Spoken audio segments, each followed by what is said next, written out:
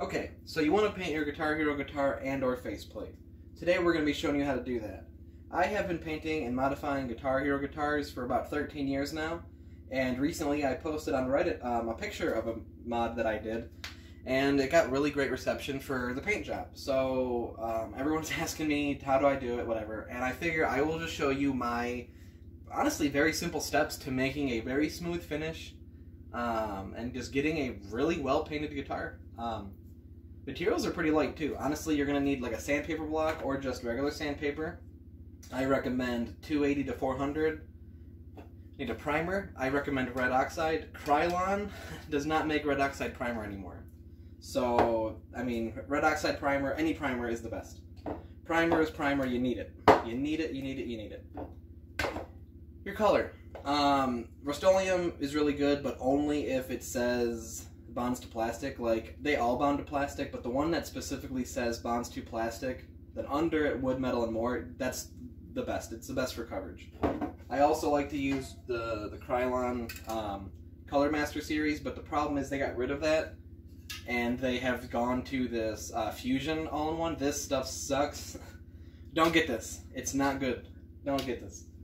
For plastics, it's just not good. Other stuff, it might be good, but plastics, it's not good. It'll give you such a headache and hassle. Please don't do this.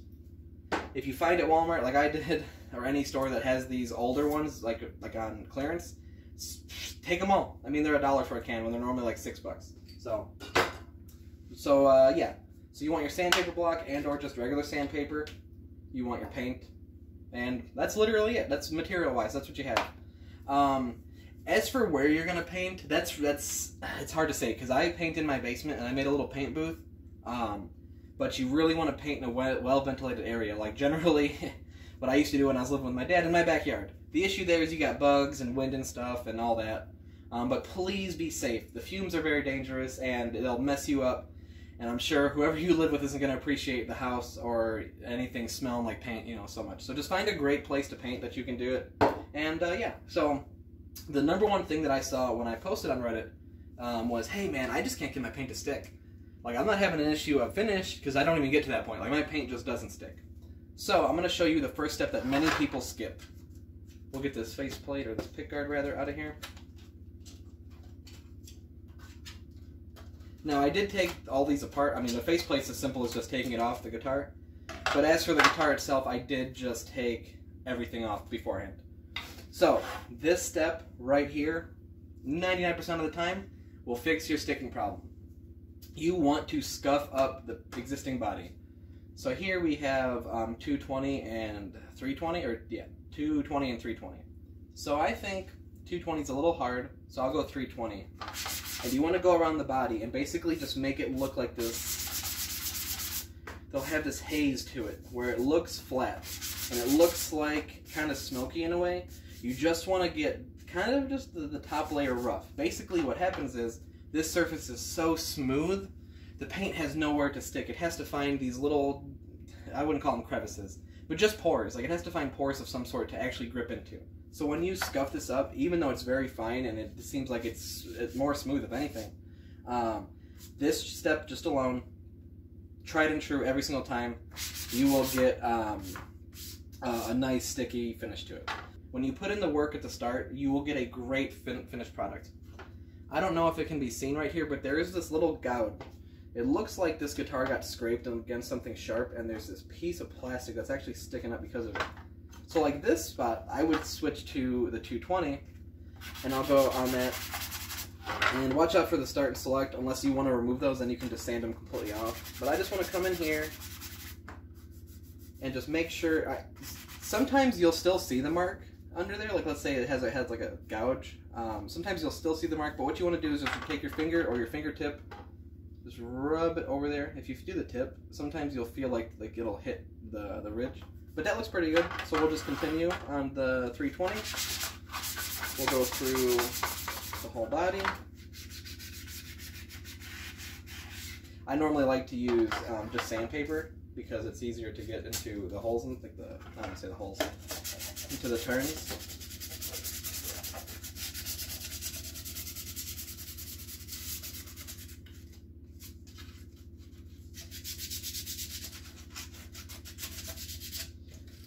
And like I said, time is all, you know, when you spend the time at the start making sure the surface is all good, even the little, like, nooks and crannies.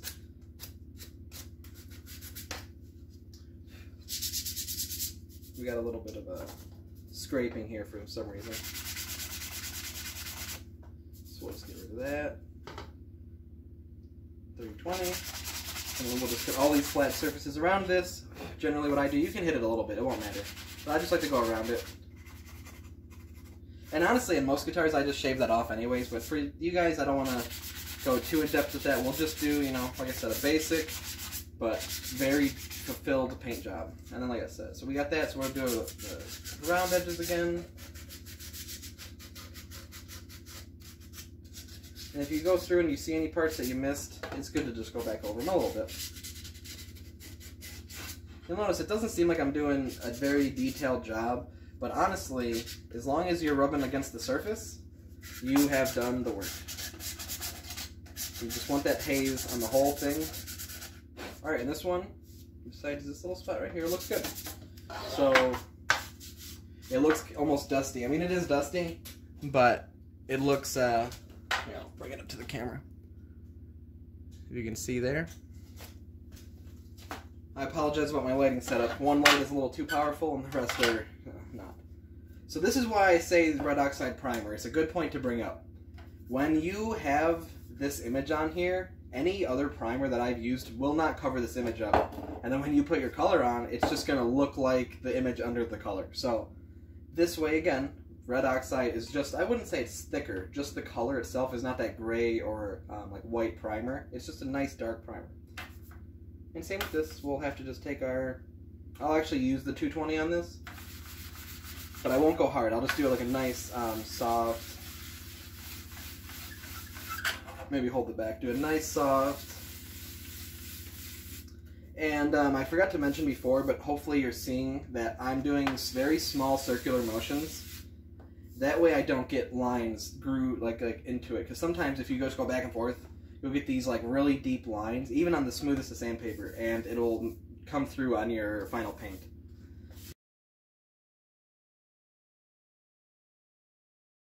Now that we have it prepped, we're literally going to take a cloth. I'm going to have to do this off camera because I don't have one really directly here, but I'm going to take a cloth and just, you can even take your finger and just get all this dust off.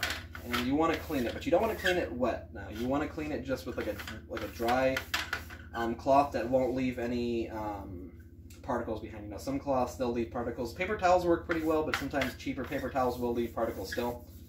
So we're going to just clean these up a little bit, like just, you know, with my hand and some cloth or whatever, and we're going to move over to the paint booth.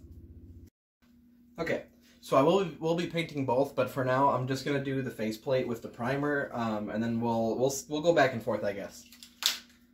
Get your primer out, and you just want to shake this thing mercilessly.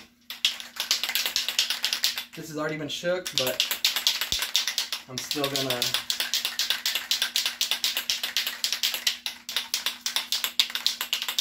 Alright, I'm gonna have to turn my fan on too to get this out. The tip looks a little dirty, so what I would say always before you paint on any surface, you just give it a little 1-2 on the side.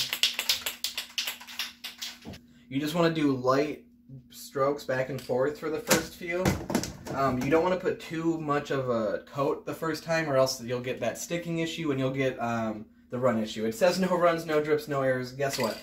You still can do drips, errors, and runs. So you just want to just basically copy what I'm doing. You know, if you find a better way, hey, go for it. This is just my tried and true way, and this is how I recommend doing it. This is how I get the least amount of issues at the end. So here we go.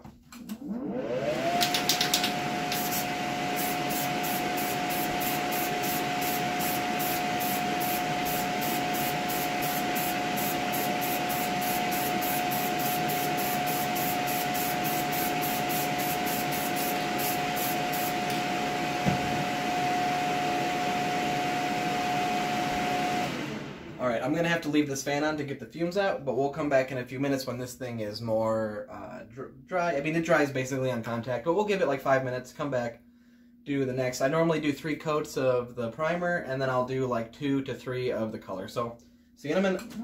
Okay, so we're back. It's been a few minutes. Let this thing dry. Again, I'm going to turn this on while I'm painting. Same thing, you just want to go back and forth.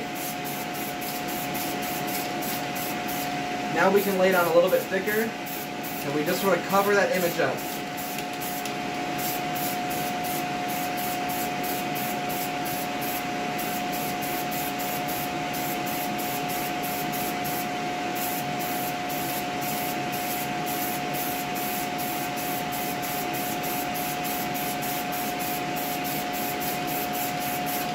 Look at that. And then on our last coat, what we'll wind up doing is we will just do a nice, steady flow.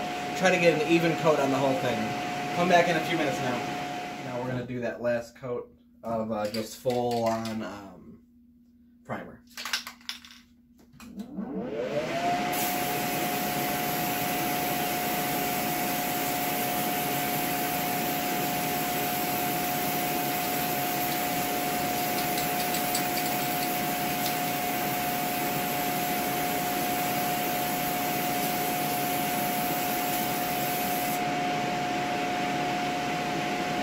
Alright, now we actually let that dry for quite a while, and then we'll come back to sand the primered layer just nice and flat. Give that about an hour before we want to touch it or mess with it. Alright, we're back. It's been 45 minutes to an hour. I think it's been like 50 minutes or so. And I'm gonna just come here and just feel how smooth this primer is. If you notice how well the coverage is, you know. It does need a little bit of a sanding though. I see there's kind of a rough surface here. But other than that, like here and here, and that one's good. And as for this one, you will see it's a little bit lighter inside of here. I try not to paint this. Sometimes I'll show you actually. I even go as far as to put tape on the inside of this, just because getting the faceplate or the pick guard back in sometimes is a little odd. But yeah, we'll worry about that later. So I guess for now we're just going to sand this up, make it nice and smooth, and put our color on. I think I'll do white for the SG, but we'll do the blue for the faceplate. Our sanding block, make sure for sure we're using high. Now, when you do after the primer, definitely go high. Go 320 to 400. I might even use the 400 paper just because I'm feeling a little froggy here. I don't think I have any readily available, so we'll just use this. It's not the end of the world. So, and maybe, hey, this thing's like $5. How about you just want to buy one of these and not a whole bunch, you know? So with this, same thing, just small circular motions. You really just want to make sure the entire surface is flat.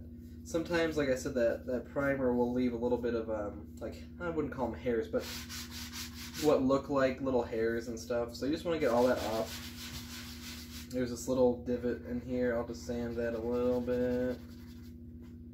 Again, you take your finger, you take your time, and just run it smooth.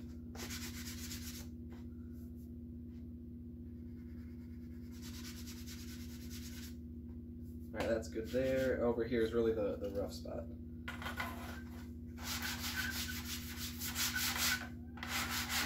You can even actually hear it. How it's nice and smooth. It's a little bit rough right here. So, again, this will be the key to your smooth finish at the end.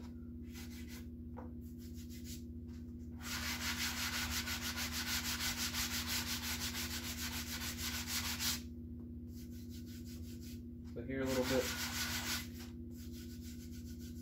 Alright, and we should be good. That one will be ready for paint. And then I'll do this one too. Here's this right off the bat. There's that little bit of a hair that I'm talking about. This one looks pretty good, to be honest. You also want to make sure you have very dry hands. Sometimes, I mean, it's already been an hour, and this paint dries really well. But my clammy hands are... It didn't ruin it, thankfully, but very potentially could have ruined that. And I'll say, let's stop real quick right now, and I'll say this. If at any time along the way you feel something has gone wrong, stop and start over.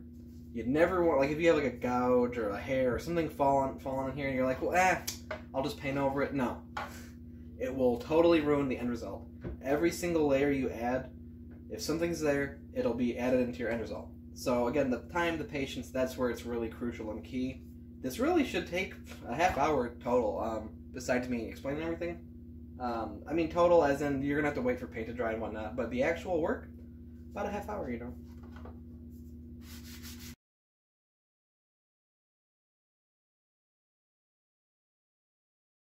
We are ready to paint, so back over to the paint booth. We're going to lay down some gloss on that, or white, sorry, just gloss is a big word. We're going to lay down some white on that, some blue on that, and let's go. Again, before you paint, wipe down all the surfaces, get them nice. And just nice and free of dust and debris. Alright, again, where you paint is the one part I really just can't help with. But I like to put it on a paint top, as you saw before. Get my blue out. This one hasn't been used in about a week, so I'll shake it up pretty well. Now I plan on redoing this video when I get to my new house, and we'll have much better audio and everything, but for now, you guys need this. I'm gonna deliver. Get you by for now. I said I was gonna do it, I'm not gonna take forever to do it, so here we go. And again, same thing, do a little bit of a light coat first, see how it turns out, and then you just do two to three. I'll probably do 2 on this totally, because it's a faceplate. Like I said, I don't know if I mentioned, I can't say like I said, if I didn't mention, we're not going to be using clear coat on this basic paint tutorial, because if you follow my steps pretty much up to this point, you will not need clear coat. Clear coat will help with scratches and stuff like that, but if you lay down enough coats and you don't bang up your guitar, I mean, as well as the clear is pretty thick, and that'll be where your issues really come in, like getting this back onto the guitar once the clear coat is on. You might rip the paint on the inside of all these, you know. So just to avoid that, we're just not going to do clear. We'll do clear in a more detailed, in-depth, like, I'm going to go, like, very crucially step-by-step on how to clear coat, because it's a little bit different. I would do probably less primer and less this, and I would have sanded the whole thing down, but we'll get there when we get there. For now, basic paint, just primer and color, and no clear. Alright.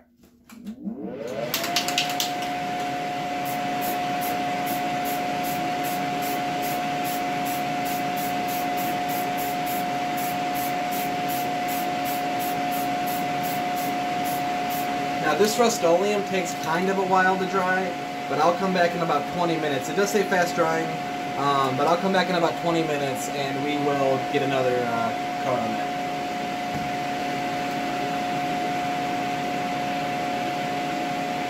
Alright, we're good to add our next color, or our next coat.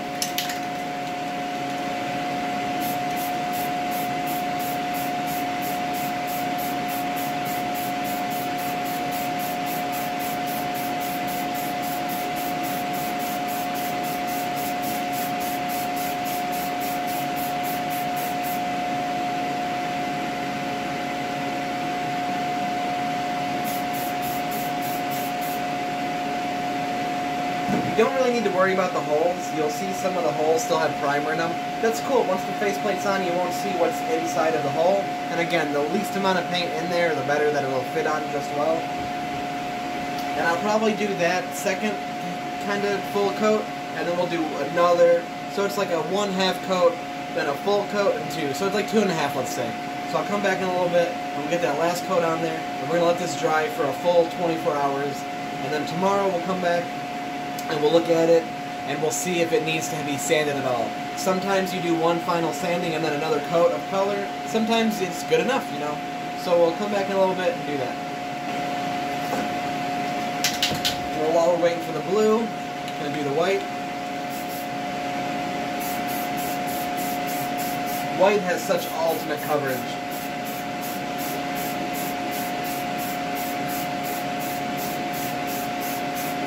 Now the big difference here is you want to be able to actually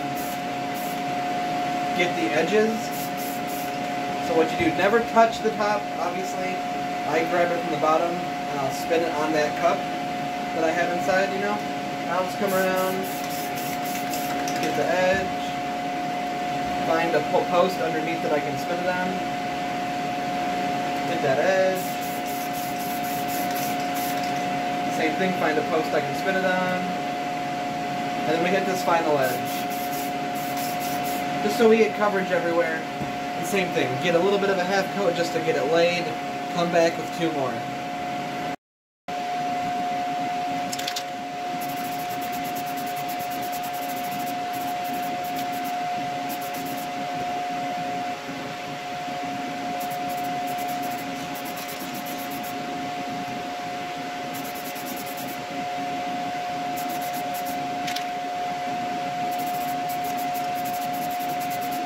Alright, honestly, I'm probably not going to do much more than that.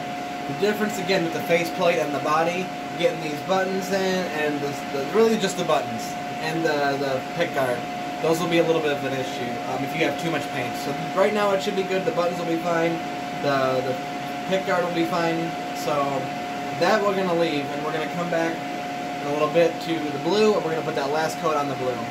I was really hoping there was going to be some type of an issue or another, so we could sand this. I mean, we might as well this one. I see a little bit of a hair here. So this one turned out perfect.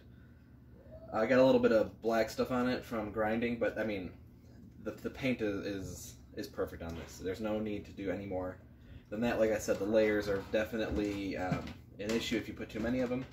So for this one, it's looking great. This one, I did say we would maybe sand another layer and put one more on after that. So yeah, I see there's this, probably can't see it on the camera, but there's a little bit of a hair here. That's really it. Now this, I definitely want to use the 400 on, so let me grab that. And same as before, you just want a nice, smooth sanding. Get out all those imperfections. Around everything, I basically am gonna. I mean, see, this says 400, but it feels.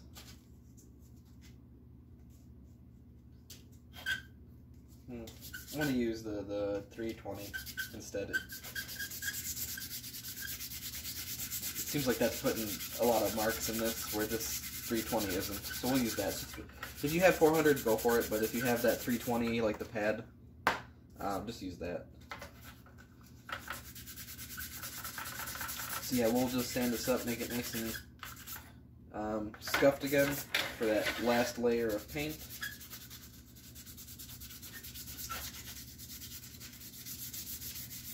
Here's where the problem spot is.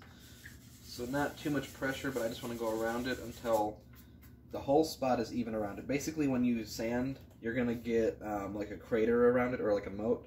And then you just want to hit that until it's all even in one color, and again, feel it. Feel is going to be your best friend here. Feeling and scuffing. There's really not any magic to painting. It's just a matter of taking your time.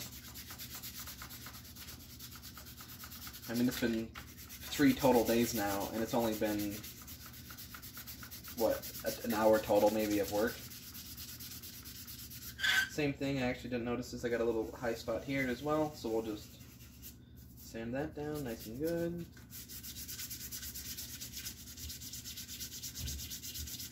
And what I like to do, since I'm going to be doing another layer, is I'll go in here and I'll just get this nice and good. That way when I install it onto the guitar, we'll have least amount of problems with fitting it. Here, I would actually say, I forgot to mention this in the last one, you don't want to put too much, if any. So I will probably barely hit that again. When you put your neck on, sometimes it'll scrape the paint right here. An easy way to fix that is either just cut these tabs off, or just deal with the scraping. I've done both ways. They both work fine. When it scrapes, all you got to do is just peel the little bit that comes off, and once the guitar's put together, you won't even notice it. And as long as your neck is nice and tight, it won't be an issue. I do plan on doing a more in-depth video on this with a better audio and all, but for now this is good enough and it'll get you guys by. So let's go over to the paint booth again. Clean scuff surfaces every time, besides those in-between coats that we don't really have to worry about, because this last coat we did, before this last coat we did the scuffing. Now, I also, sometimes on the last one, I will refrain from using the fan. It's not the safest thing in the world, but I will turn it on soon after I'm done. But while I'm painting, I sometimes don't like to, because I will get those hairs from basically there's particles in the room, and the fan is above this stuff instead of on the back. I will revise that later. And it kind of pulls stuff into the air. It's a very powerful fan, so it pulls stuff from the air, and then sometimes it just happens to land here, you know. And we're just gonna lay that last. And this one doesn't have to be too thick, as long as you cover up all your sanding, you know.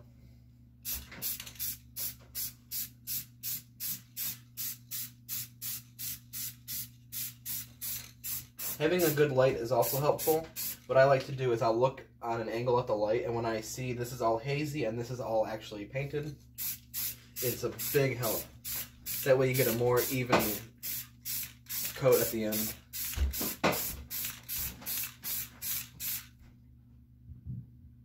And here it looks a little hazy, so I'll hit that, and you just look all over the light, all over the place. I mean, that looks golden. I think we are good. So yeah, we'll just let this sit for a whole nother day again. Patience is key. I've said this multiple times, and I can't keep on saying it enough, because if I were to touch this even late, it's 9 in the morning, if I were to touch this later tonight, I would probably mess it up and have to sand it all down and start over. So for me, just waiting the whole day is perfect. If you really want a solid piece of a paint job, you just gotta wait. I mean, like I said, there are other brands like Krylon, if you can find the Color Master series, that dry to touch within 20 minutes. I mean, I've worked on guitars 2 hours after I've painted them with Krylon that I've had to ship out, and they seem to not have too much of an issue. Alright, so here we're just wrapping up the video. As you can see, there are, I mean, hopefully you can see, my light's a little bright. There's no imperfections, everything is just tip-top shape. And this has been just a day now for that. That's been a couple days. There you go. How to paint your Guitar Hero guitar and or faceplate. If you follow these steps, I don't see why there'd be any issue why after, you know, maybe one time you gotta resand it. But other than that, I think you'll have a really great product on your hand.